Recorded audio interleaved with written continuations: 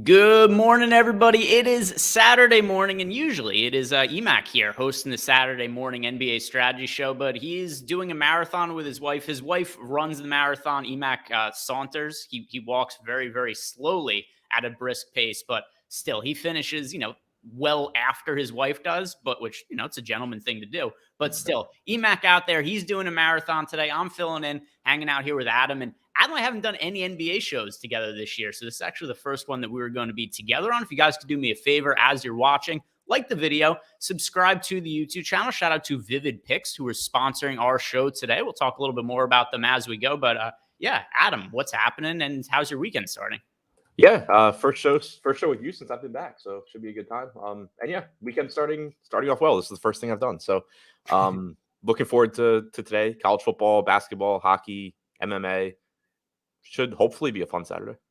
Yeah, of all of them, I'm looking forward to MMA the most, and NBA is always something that I like going to, and I can never really get away from NBA, no matter how shitty the slate is. But today is a fairly terrible slate. We've got Sims run up on the screen, so we'll be sorting game by game. We'll be looking at what the Sims are like, and we'll also talk about the injury situations that could certainly end up changing stuff as we go. It is a 4-game slate on DraftKings. It's only a 3-game slate on FanDuel, so the makeup of the two different sites definitely a little bit different considering one game has one more game than the other one, but injuries are what we're really going to want to look out for. And starting with the first game that we have here on the slate, we've got the Milwaukee Bucks on the road against the Orlando Magic, and Orlando has played fairly well to start the year. Look like a team on the up and up. Not that they're a team that's going to be contending anytime soon, but look like they're on the right track. And on the Bucks side of the game, the big injury news, Damian Lillard, once again questionable to play. He is dealing with the calf injury. So the last time that we saw the Bucks play, Dame was out, Campaign started in his place.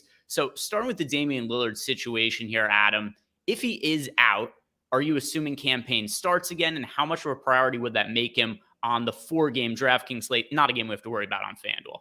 Yeah, if he's out, I assume you get Payne starting again, and he would look good. He wouldn't be the same level of play that he was last time because even though this is a short slate, we still have twice as many games as we did the last time Dame was out. But also on DraftKings, Payne went from $3,700 to $4,700 as we continue to see DraftKings really pay attention to their NBA pricing, which I have enjoyed. It hasn't resulted in me actually winning anything, but I find it more enjoyable when they're paying attention and changing prices than when it's just campaign week for 3 weeks in a row, or something like that. So he is more expensive. He's not as good a play as he was last time, but still would look fine. He played 30 minutes in that game. He was in the closing lineup. Those are usually the concerns that you have when you get a replacement in the starting lineup, whether it's point guard or somewhere else, is, yeah, he's starting, but is he just going to play 3 stints and finish at 20 minutes, or is he going to get actual run? And he was in the closing lineup, which you like to see.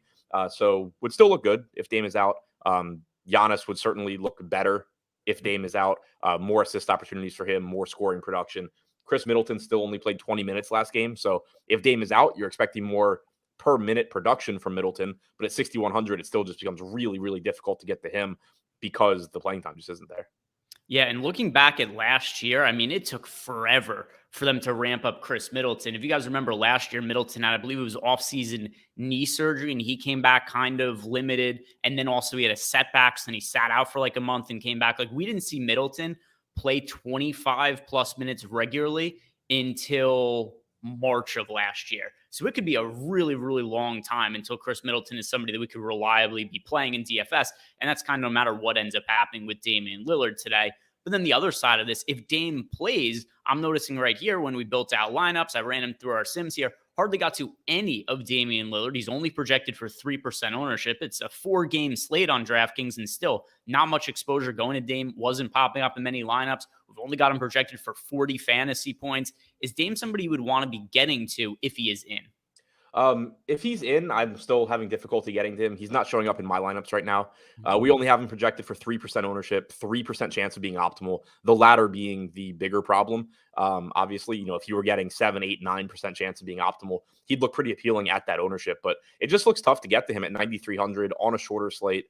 Just doesn't project that well. We have him at 40.3 DraftKings points. I'm not getting to him right now, with him projected in. And then Giannis, I know you had mentioned Giannis, certainly somebody who would be a very desirable pay-up option should Damian Lillard be ruled out. But in the situation where Dame plays, What are we doing with Giannis then? If you guys look on the screen right here in the lineups I built, this is assuming Dame is in, got to 15% Giannis. So a little bit overweight to the field, nothing crazy, but still a player who, project for 11% ownership, got 15% exposure to him. So is positively leveraged in my lineups, at least in the first run of things. Is Dame somebody who, even if he's in, would that prevent you from getting to Giannis? No, we're on the same page with Giannis. If the slate started right now and Dame was in, I'd have about 20% Giannis. So I'd be around 2x the field. And that's something else that, is backed up by the boom bust tool. 15% chance of being optimal, 11% ownership. It goes without saying that you're happy to get to Giannis. But the other thing is this is still a relatively short slate. It's not the 2-gamer from last time, but raw points just become that much more important because they're more difficult to make up. The bigger the slate, the more mid-range, high upside options there are for 1, 2, 3 of them to eventually go for 55, 60 DraftKings points and make a 55 or 60 DraftKings point game from somebody like Giannis irrelevant. You don't have as many options on a 4-game slate. So Giannis projects for 53 DraftKings points, perfectly reasonable for an 11K salary. But the thing is, if he just hits that projection or, goes slightly over, gives you 55, 56, there's a pretty high percentage of the time where that's just a score that you need to have. And you just need to figure out how to get to it. So I like the lack of ownership coming into him. He certainly looks a lot better if Dame is out. Like if Dame is out, he becomes a clear top priority. Like you need to be building your lineups, just finding guys to throw in there to get to Giannis. Whereas now it's still a luxury, but I really like being over the field if they're going to come in at 10, 11% on a 4-game slate for Giannis. 48.5% usage rate for Giannis last game with Damian Lillard out. And the other thing that happens with Giannis, not only does he project better if Dame's out, but this is a 4-game slate. There isn't an abundance of value. You also get more value in the form of campaign if Dame is out, which makes it even easier to get up to Giannis. Not only does Giannis project better, he's easier to get to. So he definitely becomes one of my most rostered players on the entire slate, if not my most rostered player, if Dame isn't able to play. And the other thing with Giannis in general on this slate is he's not competing with Luka and Jokic and Embiid. He's competing with Jason Tatum and Steph Curry. That's going to make him look more appealing than he has on a lot of slates this year. Yeah, and part of that also is Jason Tatum on the tail end of a back-to-back in a game with the lowest total of the slate. So definitely Giannis would be somebody who would prioritize over Jason Tatum. Is there anything else from Milwaukee that's really standing out to you? We're getting some exposure to Bobby Portis here. He came up in 16% of lineups. But other than that, nothing really popped for Milwaukee, at least in the first run. I'm getting a lot of Bobby Portis right now. I don't love it, but I really don't mind it either because of it being a 4-game slate and just who Bobby Portis is. He's 5,300 on DraftKings with power forward eligibility, 10% ownership, 16% chance of being optimal. I'm at 32% if the slate started right now. And I've said it last slate about Portis. It holds true every time. I like getting to guys like him when they're relatively low owned and inexpensive because the production is there. Like that's not to say he never has a bad game, but he's a very good point per minute guy. It just comes down to, does he get minutes? But that gives you, when you get guys like that, it gives you multiple ways to win. He could play a normal, 22 minutes and just play out of his mind and give you a good score for 5,300. Or Giannis gets in foul trouble. Lopez gets in foul trouble. Portis just plays well and gets extra minutes. Like if he gets extra minutes, the production is most likely there, as opposed to guys where it's like, well, they're probably going to play 22 minutes. Maybe they get lucky and play 26, but they also score 3/4 of a fantasy point per minute. Guys like that, you're like, well, I need to get lucky on the playing time. And then I also need to get lucky on how they're playing. With Portis, generally, you don't have to worry about how he's playing. You just need to get lucky on playing time, which can come from Giannis getting in foul trouble or Lopez getting in foul trouble. And then on top of that, again, you could just go from 1.1 fantasy points per minute to 1.3 in a random game and be good even in his normal playing time. Yeah, and Bobby Portis is somebody who I was also overweight to, not quite as much as you were, but still a contrarian piece that I was getting exposure to. So let's move on to the other side of the game where you have the Orlando Magic, who have a healthy backcourt now. We've got Markelle Fultz back in the picture. He started last game that led to less minutes for Cole Anthony. And he, if you guys are looking on screen right here, is somebody who just showed up in a ton of the lineups that I built in the morning here. He's projected to be really chalky. We've got 47.6% ownership expected to be going to Markelle Fultz. He showed up in 2/3 of my lineups. What do you make of Fultz and this Orlando Magic backcourt? Because it's not the easiest situation to parse out the minutes. Yeah, I mean, Fultz is pretty clearly still underpriced at 5,300. He played 28 minutes last game. I assume he plays a little bit more today. He had a little bit of an abbreviated rotation in the fourth quarter. I don't really know if that was – I think it's probably Orlando was playing well. Their bench had gone on a run against Atlanta. So I think that's probably why you didn't see Fultz come back till late. He still came back after the rest of the starters, but like even Franz Wagner didn't come back till the 4-minute, 25-second mark of the fourth quarter. I think it's likely you're getting 30 plus minutes from Fultz here. 48% ownership, 43% chance of being optimal. I'm pretty much in line with that optimal number at 40%. The ownership is there. I don't think this is a situation where like I need to be jamming in more Markelle Fultz necessarily, but he is clearly one of the better values at 5,300. He looks really, really good. I'm getting a lot of Banchero as well. 40% of him, 7,800 power forward, 25% ownership, 27% chance of being optimal. I have no problems with that. Power forward's been a position that I've been paying down at a lot this season, but and you already did mention I was getting to Bobby Portis a lot as a pay down option there, but getting to Banchero in that mid range looks fine. 1.08 DraftKings points per minute is tied with Mo Wagner for the most on Orlando. So I like that. I'm getting 32% Franz Wagner, so I'm about 2x the field on him. Looks like I'm just getting to a lot of this Orlando team. Wagner's been a fantasy point per minute guy so far this season. I'm not getting to Jalen Suggs, which I don't love. 13% owned, 5,500 coming off of a really big game last time out. He's been a 1.04 DraftKings point per minute guy this year. I certainly wouldn't mind getting to more of him, as we get closer to lock, but not really getting there. That's the one guy on Orlando that's getting double-digit ownership that I'm not either with the field or over it.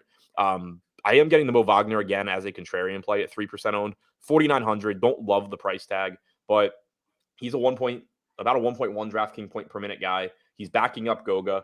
We once again, we didn't get Wagner in the closing lineup last game. He played 20 minutes. They closed with Franz Wagner, Banchero, Fultz, Suggs, and Jonathan Isaac. So just another iteration of what that closing lineup can look like. But you do have the potential for Mo Wagner to be in the closing lineup over Batadze and Isaac, in which case he plays like 24 minutes. It's purely an ownership play, but it's another guy like Portis that he's a good point per minute guy. I just need to get lucky on playing time. One piece of injury news also for the Magic is that Gary Harris is questionable. And Gary Harris, it's not like he has a massive role on this team, but it does open up a little bit more playing time to guys like Jonathan Isaac or potentially Jalen Suggs should Gary Harris not end up playing. And I also, as you see here, ended up coming in underweight on my initial run here. Jalen Suggs only in 4% of my lineups, which is projected for 13% ownership. Here's the biggest issue that I have with Jalen Suggs, other than his last game. If people are just looking last game, be like, oh, look, I want to play Jalen Suggs because he had all these fantasy points last game. He had his best game of the year. Some of it's fluky. He shot really well from the field. He also had 6 steals, so a couple of things that are not sustainable that we could project to happen again. The other thing also is even with Fultz out, Suggs wasn't regularly playing massive minutes. 2 games ago, he played 24 minutes. So before Fultz came back, we saw 24 minutes from Suggs, 27 minutes from Suggs, 22 minutes from Suggs, and then all of a sudden Fultz returns and he just plays like the most minutes he's played in a couple of weeks. So some of that's because of all the steals. Some of it is, like you said, the rotations were a little bit different because the bench got them back into the game. So they brought Franz Wagner in later. They brought Fultz. Didn't come in really much at all in the fourth quarter. So it was definitely a different rotation than normal for Orlando. And I do expect Suggs to play less minutes than he did last game. Anything else you have to mention here about the Orlando Magic?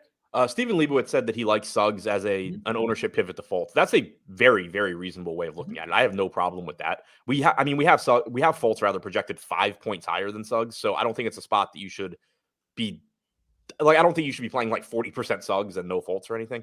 But in an individual lineup, if you need to save ownership, that's a perfectly reasonable way to do it. Because this is another spot where they don't negatively correlate. Like, it bothers me when people say that about teammates because there's a lot of things that happen in a game where teammates naturally positively correlate. But if you think about like a game where Jalen Suggs is just like lighting it up and can't miss, that is taking shot volume away from Markelle Fultz, that like top end game from Suggs. So that sort of pivot makes sense. But I still certainly would rather play Fultz than Suggs outside of, individual lineup considerations. Yeah, the situations I get most concerned about with negative correlation, it's not like a Fultz and a Suggs because they could both play on the court together. Right. It's the centers who don't play together. Yeah, exactly. It's Mo Wagner and Goga. Yeah. You see it a lot. Like, people be, it comes up with scoring teammates a lot.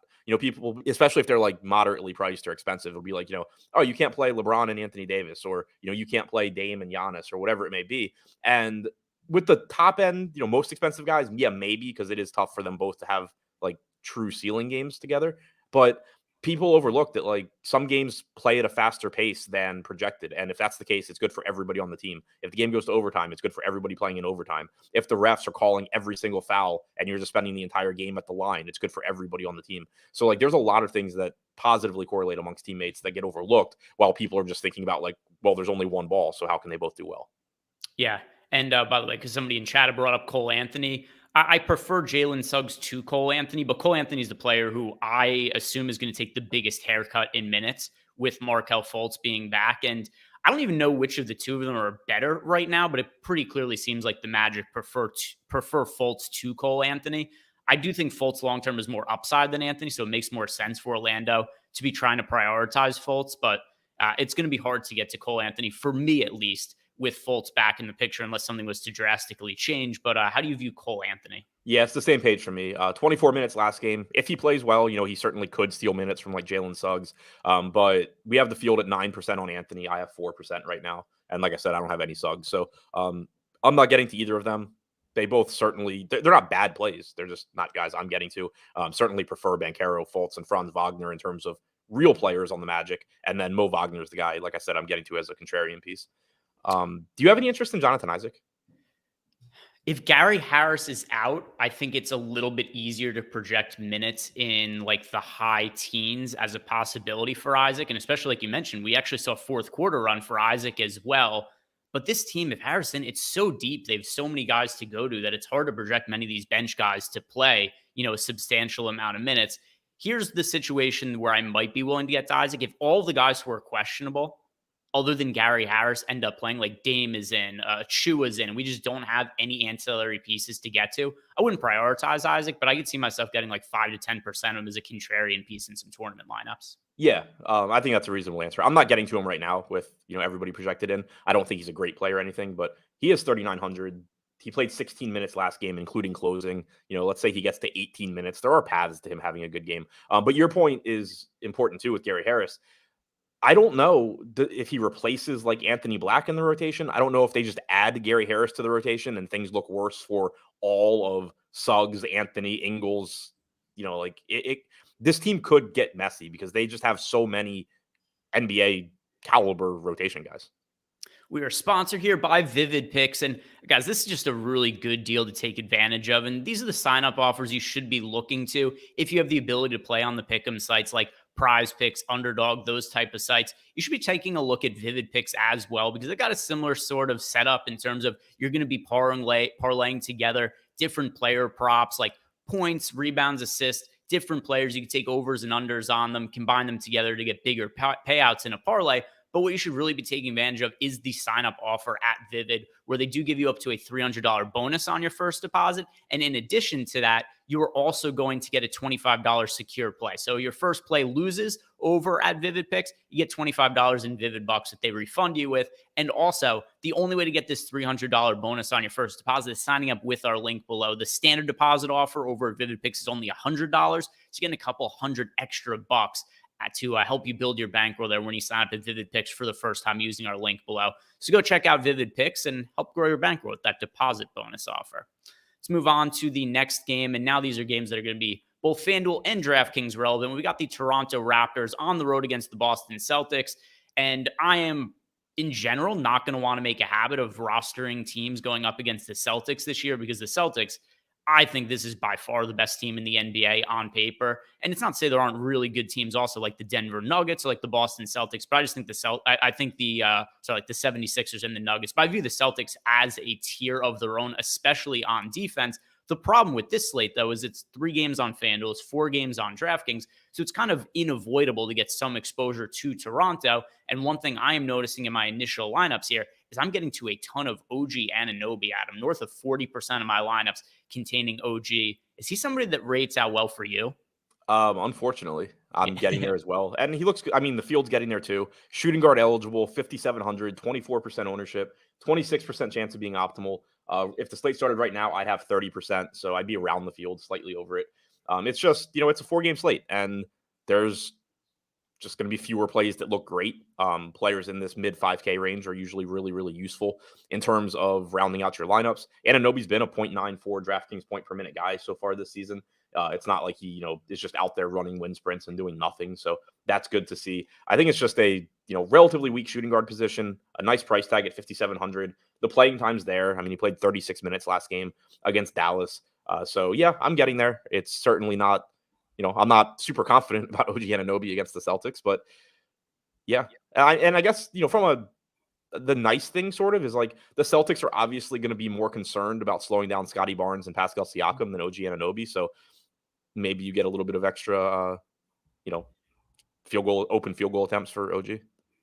Yeah, and there's nobody else that I'm getting like a crazy amount more exposure in the field. Like I got 21% of Dennis Schroeder my initial run of lineups, but he's projected for 19% ownership, so that's not really massively different from the field. We do have Precious Achiuwa, who is questionable to play today. Achiuwa has been dealing with a groin injury, and then also if we go ahead and look at the last few games for the Raptors, I mean Achiuwa's missed the last 5, so him coming back, it wouldn't be something that I view as massively impactful, but him being out, it's something we've already seen in the last 5 games. So it's not like it would really make any kind of difference for us here.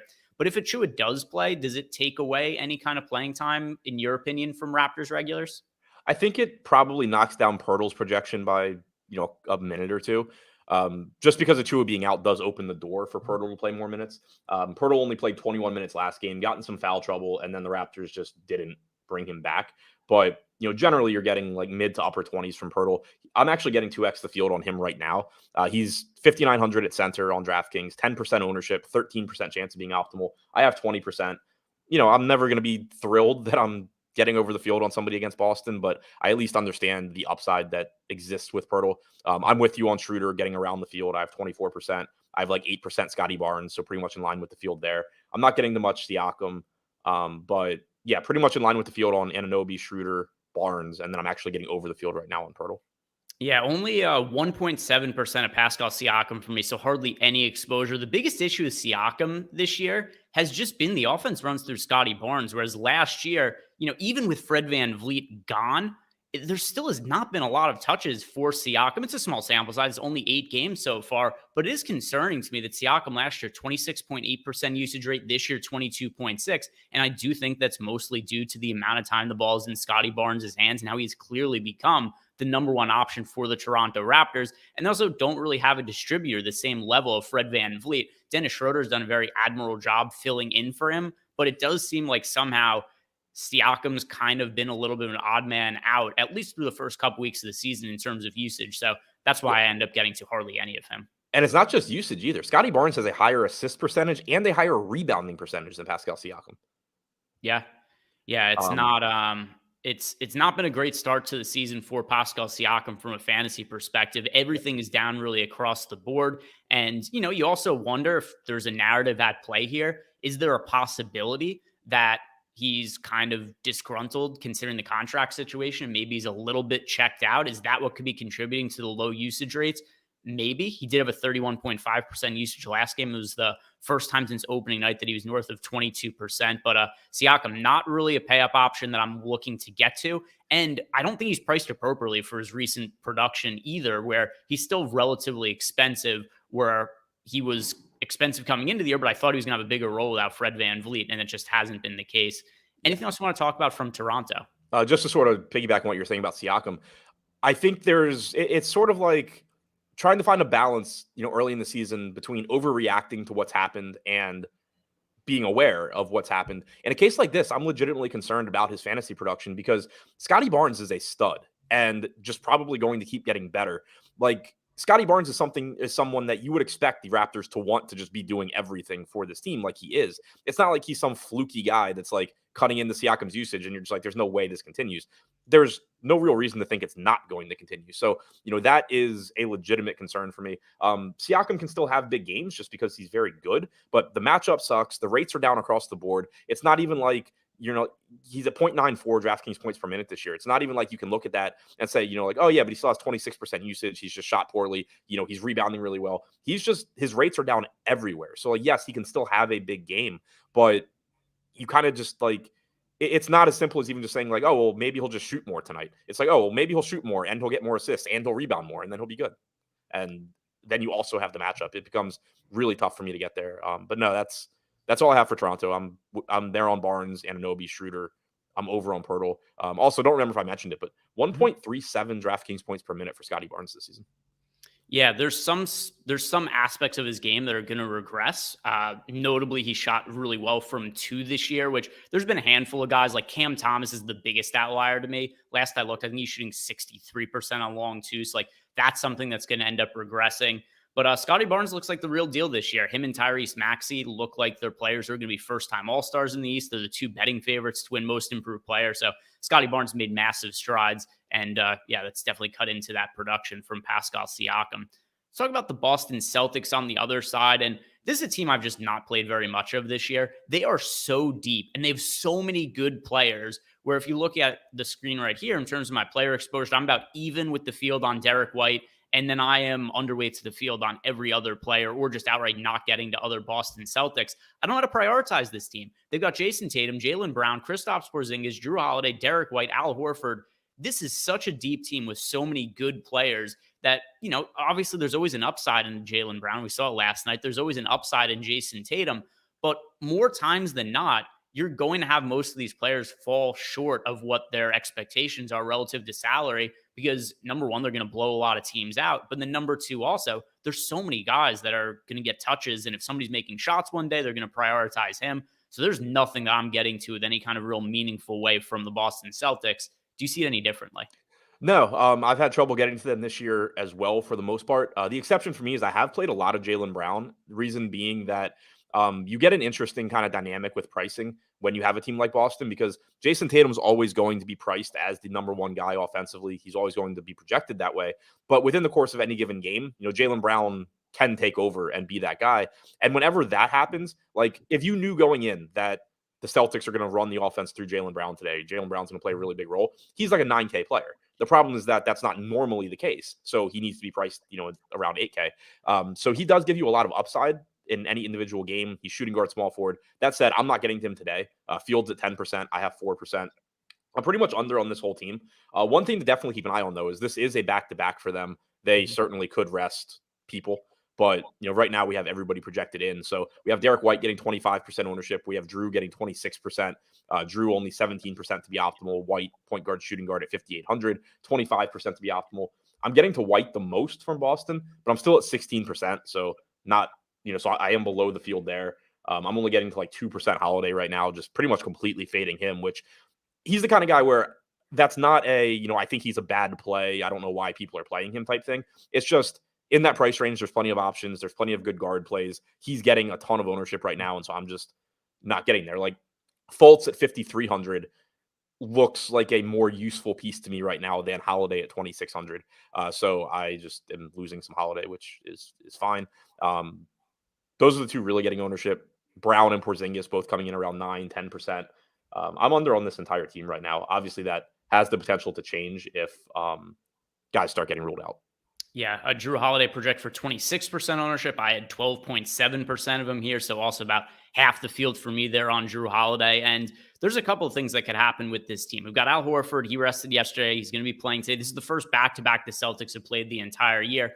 I don't think Tatum or Brown are that likely to rest, but I would not be surprised if Porzingis and or Drew Holiday end up sitting today. So those are the two players that I most have my eye on for potential rest from the Celtics. And the other thing I also get concerned about is if they rest nobody and everybody plays, I think it's likely that Porzingis and Drew Holiday play a couple less minutes than they normally play. Yeah, I think that's reasonable. And I would add Derek White to the list of guys that I'm looking to see if they sit or not. Yeah, so we'll see what ends up happening a little bit later in the day with that injury report. And tonight, guys, if you want to watch the Live Before Lock show with Neil Orfield and EMAC, those guys are going to have more updated information in terms of what the ownership is looking like, and then also what the different injury situations are, because don't really have that right now early in the morning, and mostly everybody playing as of now. So let's move on to the Miami Heat taking on the Atlanta Hawks. And on the Miami side of the game, we have a good amount of ownership going to this team because this is the one injury situation that's really standing out right now. Tyler Hero, who just can't seem to make it through an entire season without getting hurt. He's hurt. He's going to be out for a while, too. We're looking at Tyler Hero missing up to potentially a month with an ankle injury right now. And as a result, the chalk of the slate on the value side, Duncan Robinson projected for north of 50% ownership. He's a top value play on both DraftKings and FanDuel today. Duncan Robinson, not somebody we're normally clicking the name on, but Adam, it's a 4-game slate on DraftKings, 3-game slate on FanDuel. This appears to be one of the more obvious value spots.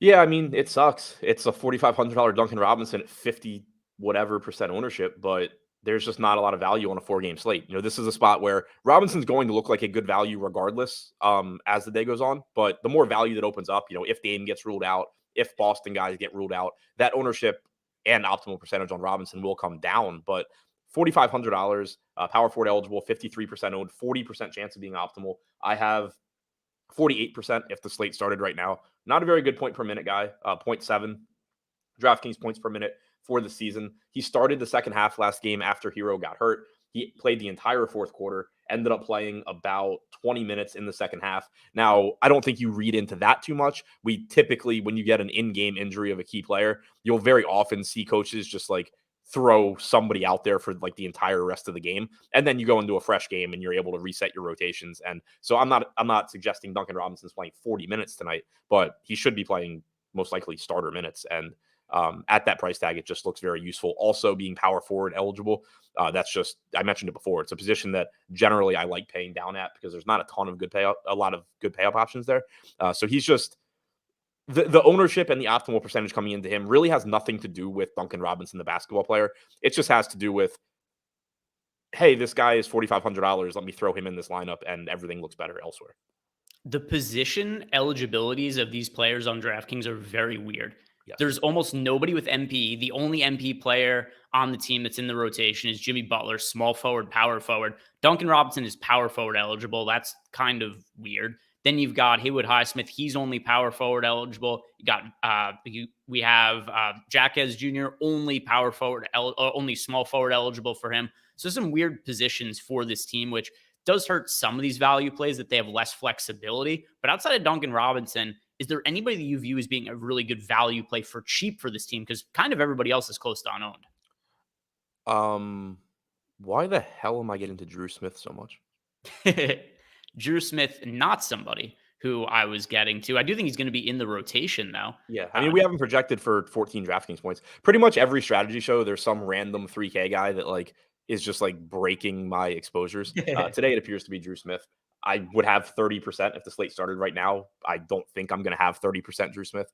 The guy that I was going to say was actually interesting to me from a value standpoint was Highsmith. I'm getting 10% right now. He's only projected for 3% ownership.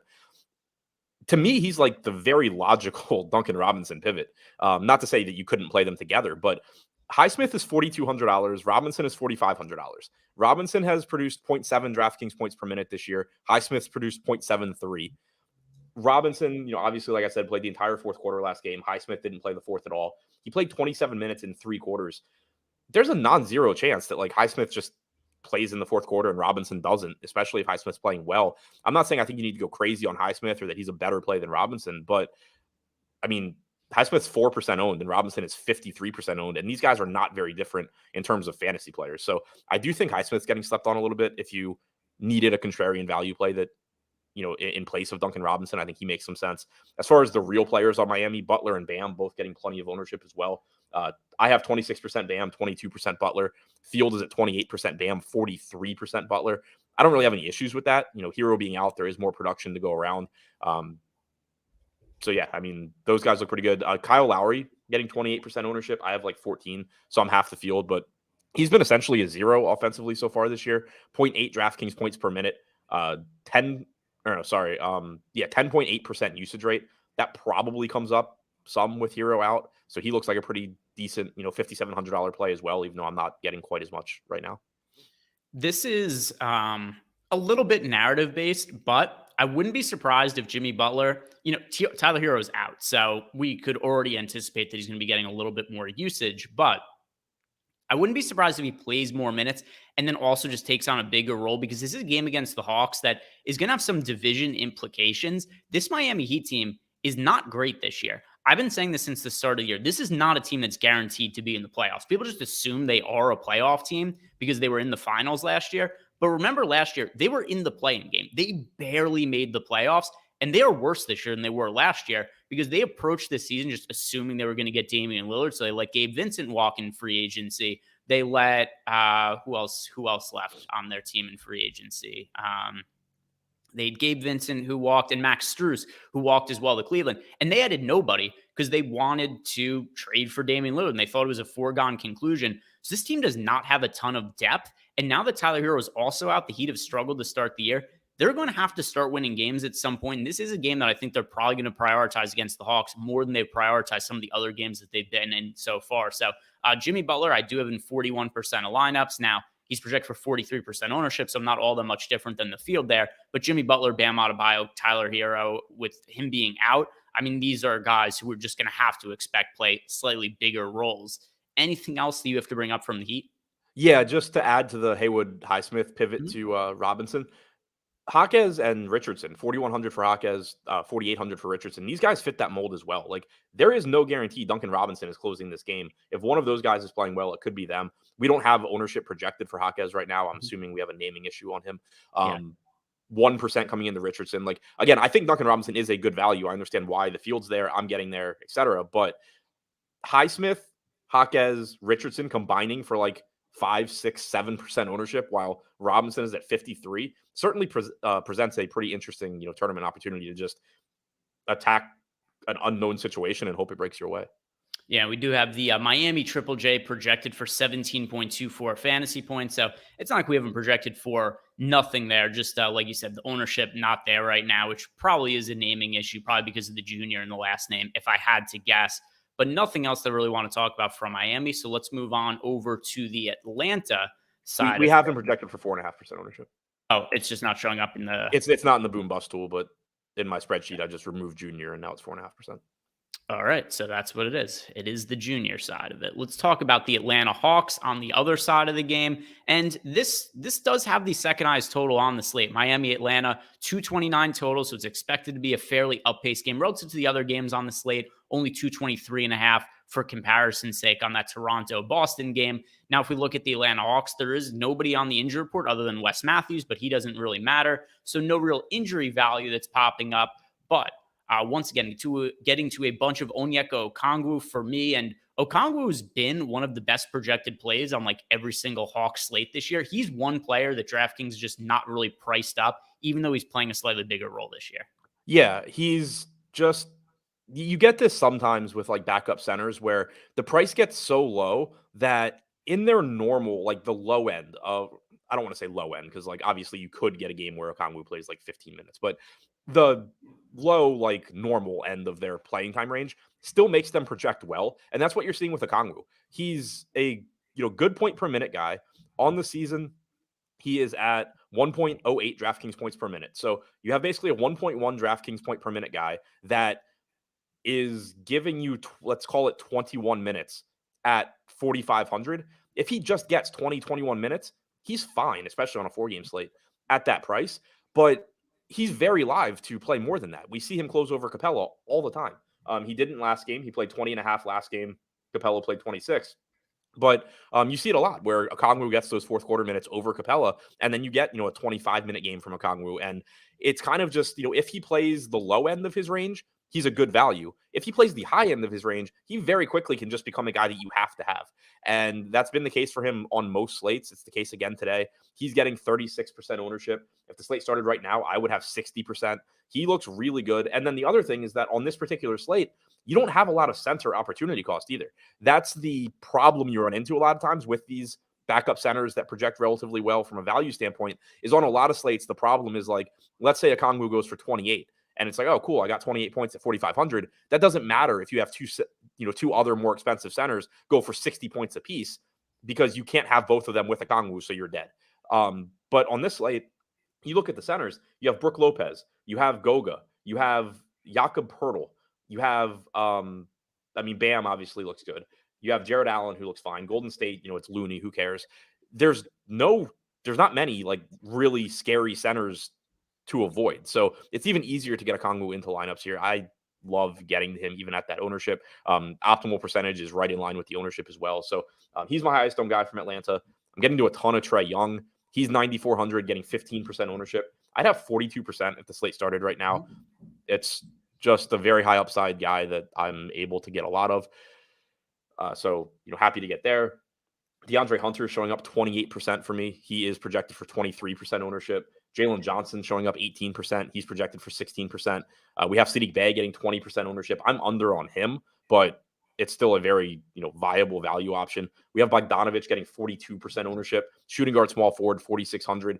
I'm under on him as well, getting 18%. But again, that's me being under doesn't mean like I think he's a bad play. It means that in the lineups that I created, he's kind of just he's not showing up in my top lineups, probably because of ownership and me prioritizing other popular players. But like, for example, if you're playing less Duncan Robinson, you can play more Bogdanovich because you're getting rid of that Robinson ownership. If you're playing less Markelle Fultz, you can play more Bogdanovich. But like I said, I'm playing a lot of Fultz. I'm playing a lot of Robinson. It becomes tough to want to be like, oh yeah, well, I'm going to play Fultz and Robinson and Bogdanovich because, especially because I'm also playing a lot of Okongwu. Like you put those four guys together, you have 40+ % owned guys. It starts to become difficult to be different. So that's really why Bogdanovich would be under the field for me right now, I think, is just that those other three guys are showing up more. But it's not a knock on Bogdanovich to play because he's just underpriced for that position and that salary. Yeah, I'm about even with the fields here on Bogdanovich and the lineups that I've built so far. And when it comes to Bogdanovich, he's somebody whose minutes are kind of hard to know what to do with because he wasn't playing a ton earlier in the year, but last two games, 29 and 27 minutes, his top 2 minutes games played of the year. And now, is that going to be a trend that goes forward, or is it going to be like the Atlanta Hawks just jerking around guys' minutes, which we've already seen with Jalen Johnson and Saddiq Bey in ways that doesn't even make sense? Like Jalen Johnson plays really well, and the next day it's like, hey, Saddiq Bey is starting. Saddiq Bey plays pretty well. It's like Jalen Johnson back in the starting lineup. So it's hard to know what to make of this Hawks rotation and who they're going to prioritize on the wings because they do have a fairly deep wing rotation of guys that I think are solid in Saddiq Bey and Jalen Johnson and Bogdanovich. But Bogdanovich, at least as of right now, the one that I get to the most of those players. And I'm also with you where I'm overweight to field on Trae Young. Trae Young in right around 20% of my lineups right now. So I do think that he's somebody who's being a little bit underrepresented by the field. Yeah, there's 8 guys on this team getting at least 10% ownership, and I'm getting at least 8% of all of them. It's just a matter of, I'm under the field on some of the more popular guys, but this is clearly one of the most appealing teams. And we didn't talk about Capella. We talked about Okongwu being a really good play. Capella's getting 25% ownership, 21% chance of being optimal. I'm under the field, but his salary came down. He's 5,400. And like Okongwu is a problem for him. You get some games where Capella just plays 22 minutes, but you're getting close to where 22, 23 minutes of Capella can get it done at that price tag. He's a 1.15 DraftKings point per minute guy this year. If he plays 22, 23 minutes, he could be perfectly fine at 5,400. And if he plays 28, you could very easily need Clint Capella. So the center position here for Atlanta is really interesting. On a 4-gamer, I'm not setting a rule to not play them together. I'd rather not. But the fact that there's not a ton of opportunity costs at center today, and they are both underpriced, I think like if you were to get a 24-24 split, they could easily both be good plays. So I'm not setting a rule to limit it. I probably won't get it a ton, but not making it so it can't happen. Let's move on to the nightcap. The Cleveland Cavaliers on the road against the Golden State Warriors. And Cleveland, also a team now that is healthy, at least as far as their core guys go, because we have Donovan Mitchell, Evan Mobley, Darius Garland, Karis LeVert, Jared Allen. All of those guys are healthy. We did see some time at the beginning of the year. There was no Darius Garland. There was no Jared Allen. With everybody in the mix for this team, the guy that overall takes the biggest haircut is Donovan Mitchell. I am getting to him in 12% of lineups right now because he is so low owned at 9%.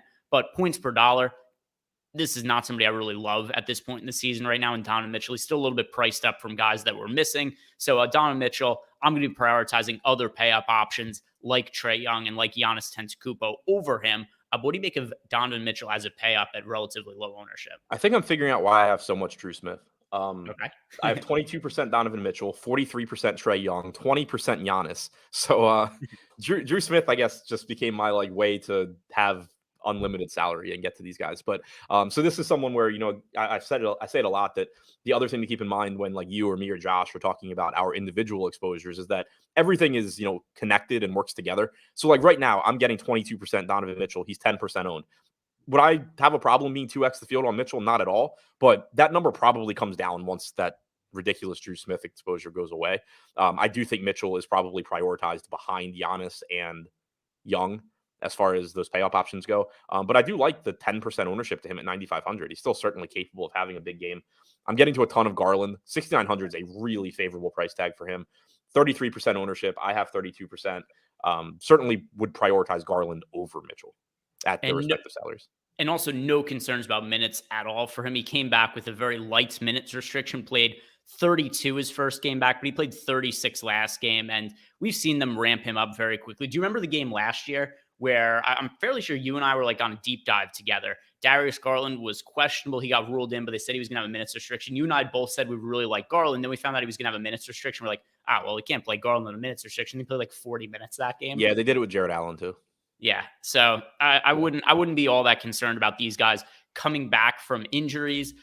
So Garland, I'm getting to in 35% of lineups. Allen, I'm not really getting a ton of. That's mostly because he's center eligible, and there's just other guys that project a little bit better at center. But the key priority here for me, the very, very clear priority, it's Darius Garland.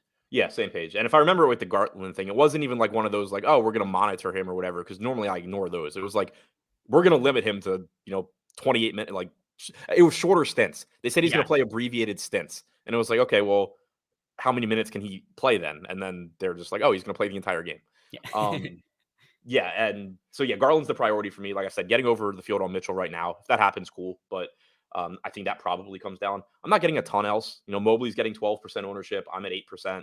Jared Allen at 5,700 getting 18% ownership looks like a good value. I'm a little under the field getting 8%. But like I said before, it's just I'm getting 2x the field on Jakob Poeltl at this price. I basically flipped Jakob Poeltl's ownership and Jared Allen's. I don't like Poeltl more than Allen, but I don't think he should be half the ownership. So that's just sort of the way things worked out for me. I do think Allen's a good play though at 5,700. Yeah, and then nothing else really showing up for me for the Cleveland Cavaliers either. Underweight to the field on Evan Mobley. I've got 1% of Karis LeVert here, 2% of Max Strus. So nothing really that stands out. So let's move on to the final team of the slate. That is the Golden State Warriors. On the other side, said thoughts on Garland and Mitchell together. I don't have a problem with it, especially on a short slate. That's a perfect example, I think, of like a pair of teammates where there's a tendency to like not want them together because it's like, oh, well, they take away from each other. And to some extent they do, but also like, let's say that this game just overshoots its total by 20 points. That's good for both of them. There's a lot of ways that it can work out. And then it's also a shorter slate. So there's just less opportunity cost. And on the other side of the game, this is the team I'm getting the least exposure to of the entire slate right now. The Golden State Warriors, at least from Boston, it was like, all right, I'm underweight to the field on Drew, but I've got some lineups with him. It was like, I had a couple lineups with Porzingis and like a lineup or two with Tatum, if I remember correctly. But like, I'm not getting these Warriors guys at all. I've got 1% Curry, 1% Clay, 29% Draymond Green. So Draymond looks like a relatively decent contrarian option to me right now. Only project for 20% ownership. But once you get past them, I mean, this is a deeper Warriors team this year. They've got Chris Paul in the mix. Dario Saric is a good bench piece. Wiggins isn't even closing games for this team right now. We've seen Gary Payton. He's playing a significant role for this team and often closing off the bench. It's hard to project any of these guys for big minutes outside of Steph Curry. And even Curry, it's not like he's even playing 38 minutes per game at this point in the season or anything. So I'm getting overweight to the field on Draymond, but nothing else really for me right now, Adam. Yeah, I only have lineups with 3 players from this team. Draymond 18%, Clay 12%, Paul 4%. If you're getting the 3% own Curry and hoping he just shoots the lights out, that's great. But he's expensive. It's just easier for me to get to like Trae Young for 700 less. Curry is projected to go under owned, 6% chance of being optimal, 3% ownership. Perfectly fine contrarian play. Chris Paul getting 3% ownership. I'm at 4% at 6,300. Clay's getting 5%, shooting guard, small forward. I'm over the field there, getting 12%. And then I'm in line with the field on Draymond as a 6K power forward, getting 20% ownership. So I'm with you as far as assuming everybody is playing for this team. They're the most difficult team for me to get to. Yeah, and they didn't play yesterday, so I don't really assume rest is going to be an issue. It's a marquee game against the Cleveland Cavaliers. Another reason I think all the starters are going to be out there. There's nobody on their injury report. Yeah, I don't have anything else to add here about the Golden State Warriors. Anything else from you? No.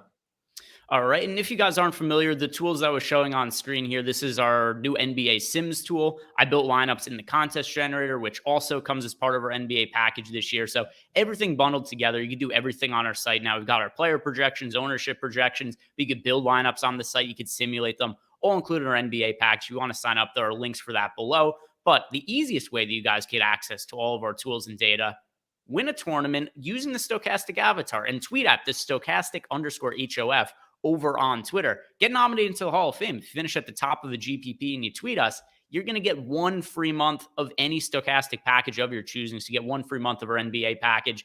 And there's no downside to you. Just play with the Stochastic avatar. If you happen to win a tournament or do really well, add us and you get a free month. So go check that out if you guys haven't already. And there's also a link below for you to download that Stochastic avatar. And that's going to do it for Adam and I. Don't forget to check out NBA Live Before Lock tonight, because I'm sure a lot will change with the NBA injury reporting and the information as we go throughout the day. So check out Live Before Lock. It is going to be at 5 p.m. Eastern time as opposed to the normal 6 p.m. because of the early lock time on DraftKings. So those guys will be covering DraftKings and FanDuel from 5 to 6 p.m. Eastern time. So check them out. Guys, thank you very much for watching. If you haven't done it, like the video, subscribe to the YouTube channel, and good luck tonight.